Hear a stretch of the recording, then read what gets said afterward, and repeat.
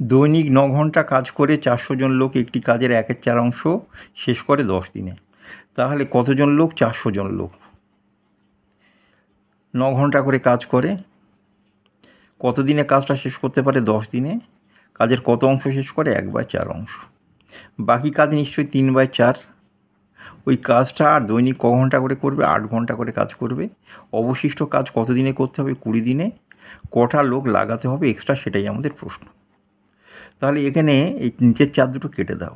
তাহলে এই যা আছে লিখবো, এই কাজটাকে শুধু উল্টো করে লিখবো। 1/3, এটাকে উল্টো করে লিখবো 3/1। তাহলে এবার কাটাকাটি করি। ঠিক আছে, 10 20 কেটে গেলে 2, 8 গুণ 2 16, 16 25 কত? 400। 25 3 25 75, 9 75 কত? 675। তাহলে 675 জন লোক লাগবে, ছিল কত? 400 জন।